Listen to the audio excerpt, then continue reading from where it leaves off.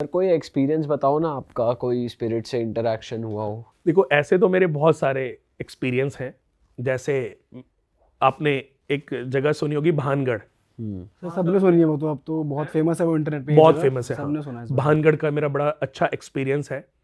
But चलो, इसका मैं बाद में बताऊंगा, क्योंकि जैसे ही अभी इन्होंने क्वेश्चन किया तो मेरे मन में आप लोगों से बात करते करते मेरा एक वो समय याद आ गया मुझे, जो मेरा फर्स्ट एक्सपीरियंस था।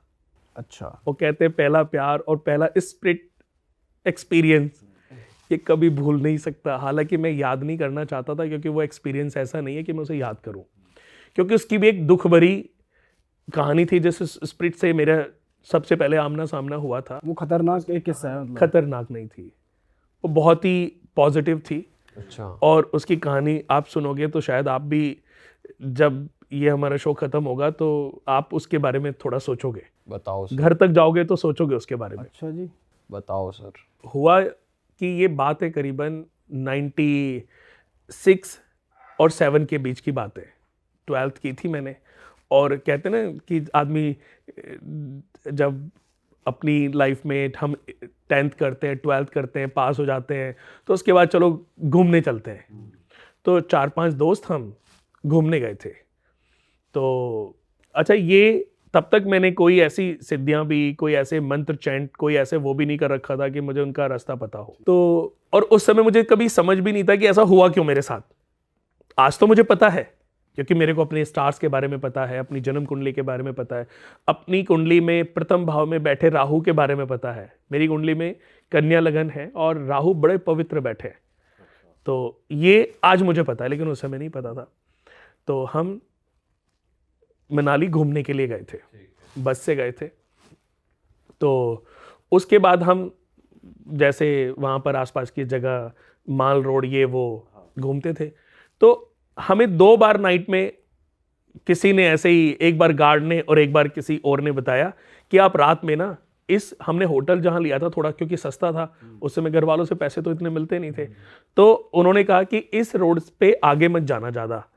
तो अब वो क्योंकि बहुत पुरानी बात है, तो अच्छा, ये बात मेरे हृदय के तहखाने में ऐसी दफन थी कि मैंने कभी सोचा नहीं था कि मैं इसको किसी को शेयर भी करूंगा। आज तक कहीं नहीं बताई आज तक किसी को, सर अपनी अपने वाइफ, फैमिली में तो बताई होगी। नहीं, वाइफ को भी शेयर। 14 साल हो गए मेरी शादी को, लेकिन वाइफ को भी अब मालूम पड़ जाएगा लेकिन। हाँ चलो, लेकिन मैं कहता हूँ हर चीज़ का कोई ना कोई रीज़न जरूर सही टाइम। हो सकता है कि लोगों को ये समझ आ जाए कि हर भूत खराब नहीं होता, हर आत्मा जो है खराब नहीं होती है, आत्माओं से प्यार भी करना चाहिए।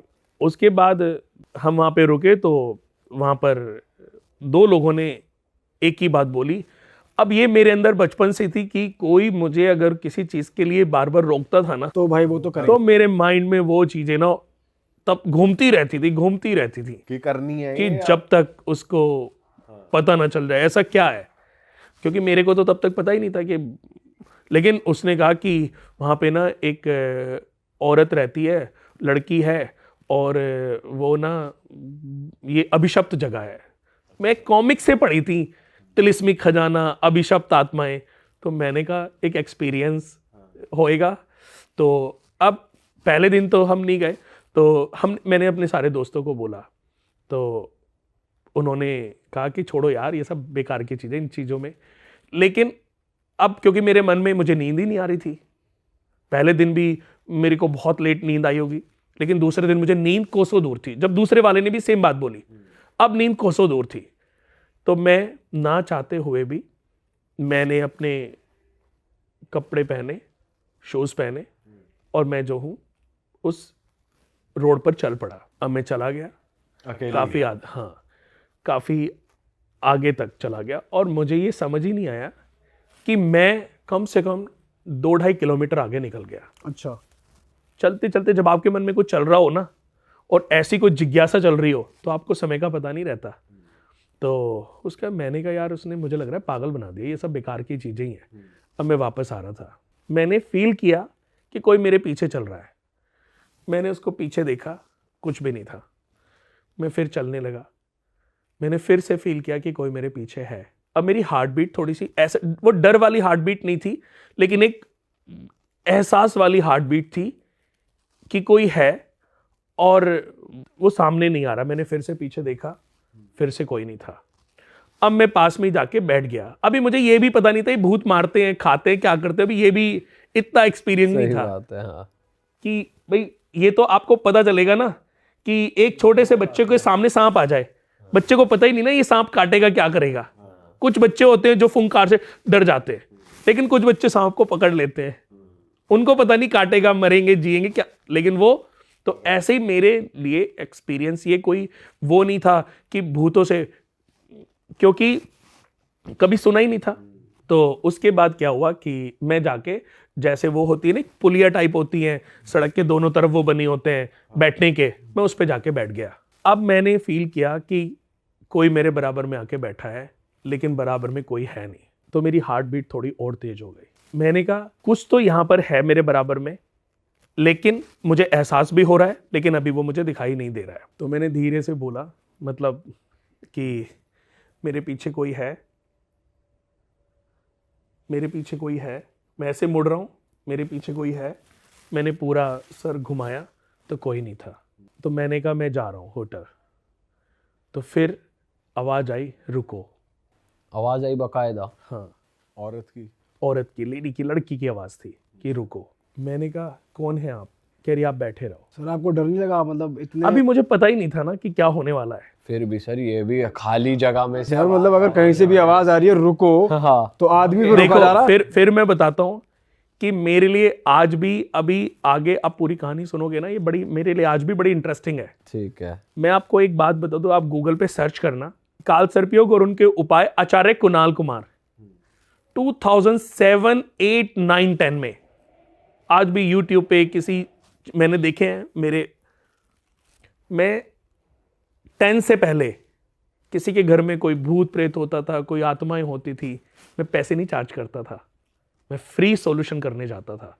मैंने अपने जीवन में जो मेरे गुरुजी थे ना, उनको एक वचन दिया था कि मैं किसी की लड़की की शादी के लिए कोई पैसे चार्ज नहीं करूंगा, मैं काल सर्पयोग की पूजा के लिए कभी किसी को चार्ज नहीं करूंगा, और किसी के घर में कोई जादू टोना तंत्र मंत्र होगा, मैं इससे कभी कोई कमाई नहीं करूंगा। अब लेते हो आप? आज भी नहीं चार्ज करते। जो खर्चा होता है वो तो हम जरूर लेते हैं, बट अब मैं ज़्यादा इन्वॉल्व नहीं रहता, क्योंकि शादी 2010 में शादी हो गई, बच्चे हो गए।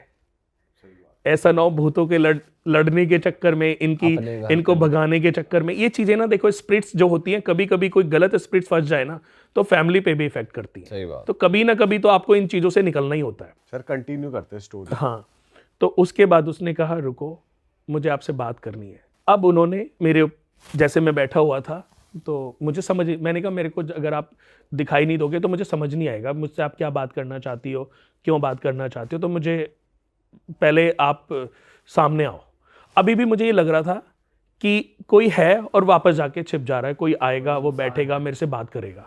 हाँ, लेकिन मैं, ये तो था कि जैसे अभी आप वापस आके बैठोगे ना, ये ऐसे फील आ जाएगी कि कोई अभी आके बैठा है। तो उसके बाद एक वाइट प्रतिबिंब सा मेरे को नजर आया, और मैं उस, जैसे अभी मैं ऐसे बैठा था, फिर मैं वो बनी हुई थी वो जो उसकी पत्थर की जो बनी हुई थी, उन्होंने बोला इधर मुंह कर लो, तो मैं उधर ही पांव करके बैठ गया। अब मेरे से कम 3 फुट की दूरी पे, 3 फुट, 1, 2, 3 की फुट की दूरी पे एक पूरी आकृति बन गई।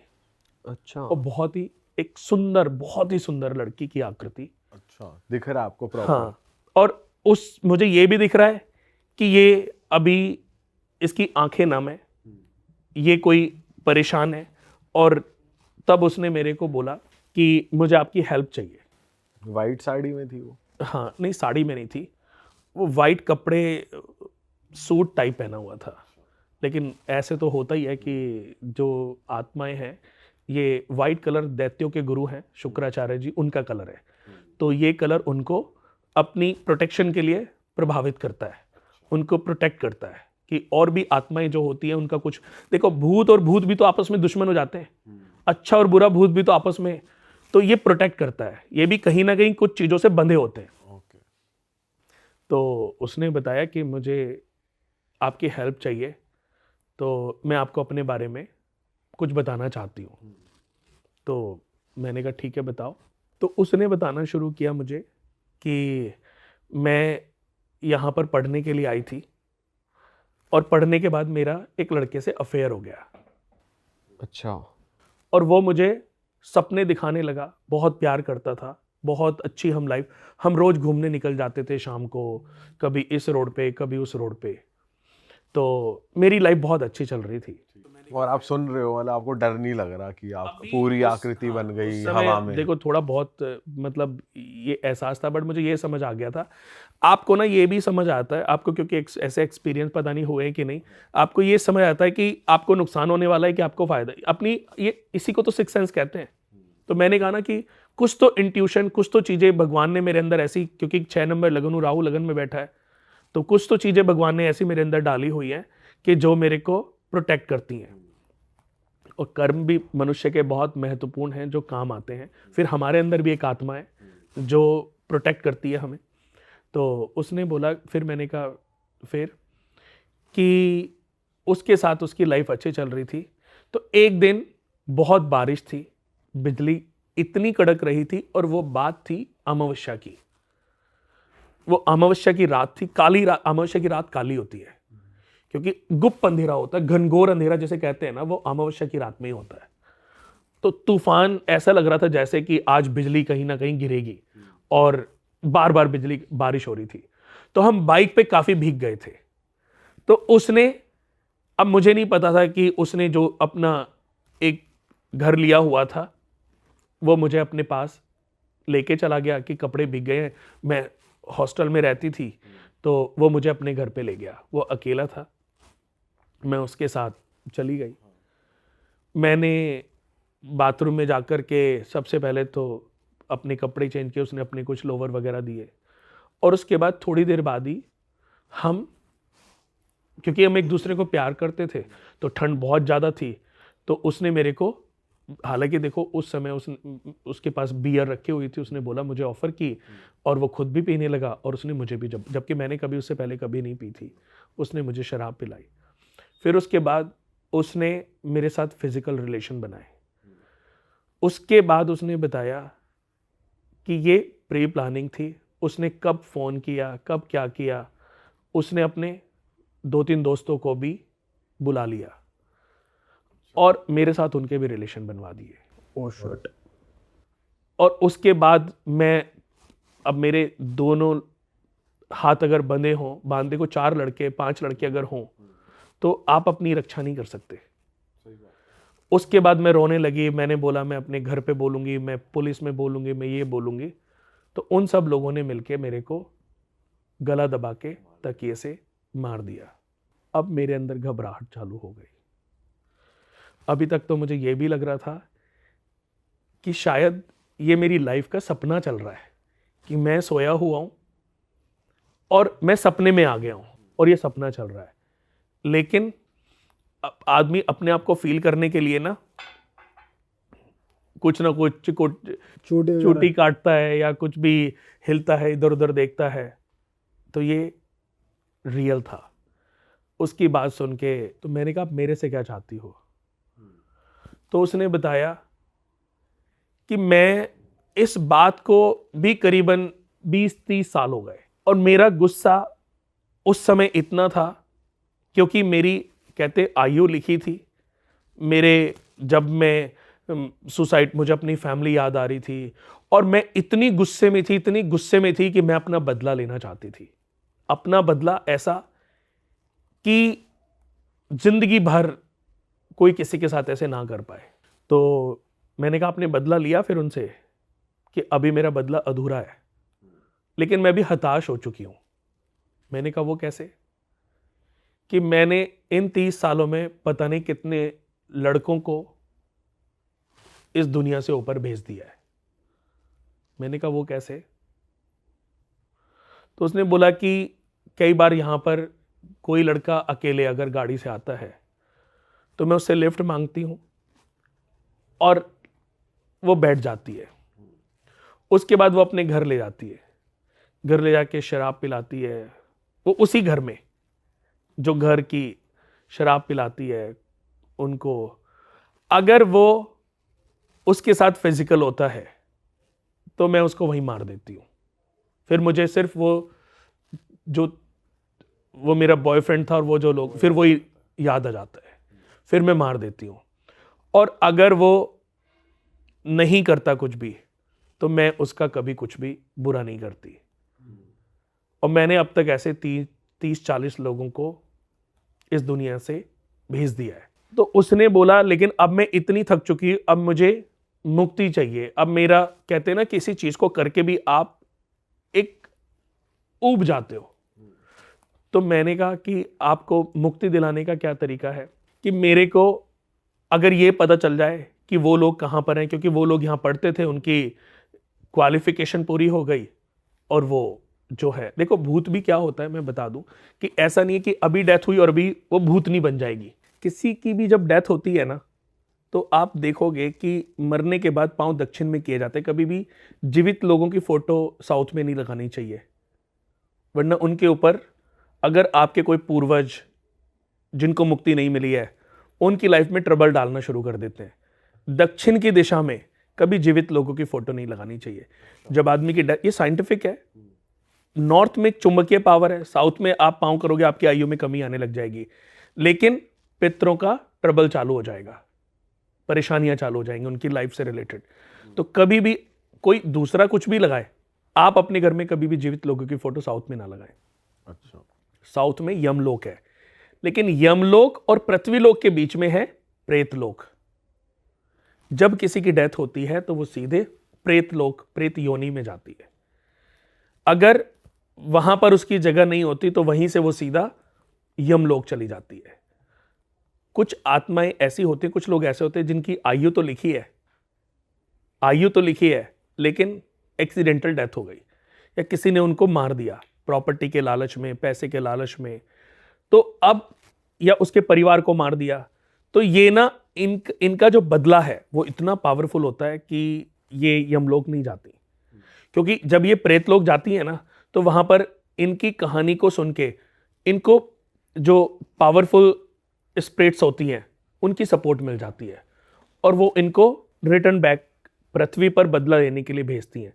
तो इनके पास कई सारी ताकत हैं। अब दूसरी स्पिरिट्स की भी इनको ताकत मिली हुई है। तो ऐसी ही कुछ तो आती हैं जो सिर्फ अपना बदला लेती हैं, लेकिन कुछ अपने मोक्ष के लिए भी आती हैं। ओके। यमलोक के बाद फिर डिसाइड होता है कि ये बैकुंठ धाम जाएगा, ये शिव धाम जाएगा, ये कौन से लोक में जाएगा, ये स्वर्ग लोक जाएगा, ये यमलोक के बाद ही डिसाइड होता है।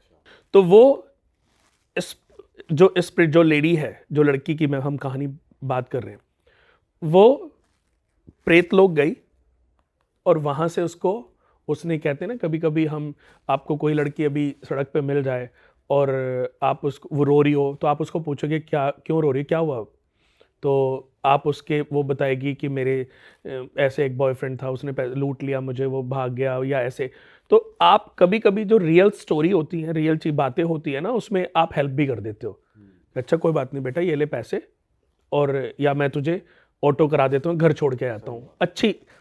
तो हम इमोशनल में, तो ऐसी स्पिरिट्स भी होती हैं कि जब ऐसी इमोशनल कहानी लेकर के कोई प्रेत लोग जाती हैं, लड़कियों के साथ बहुत अत्याचार भी होते हैं, और इनकी डेथ हो जाए तो ये, या कोई भी लड़का है उसके साथ, तो ये अपनी कहानियों को सुना करके इमोशनली रूप में पावरफुल स्पिरिट्स को अपनी फ्रेंड बना लेती है, और फिर उनकी पावर से, क्योंकि उनके पास मुक्ति के लिए काफ़ी पावर्स होती हैं, तो फिर ये वापस से पृथ्वी लोक पर आती हैं।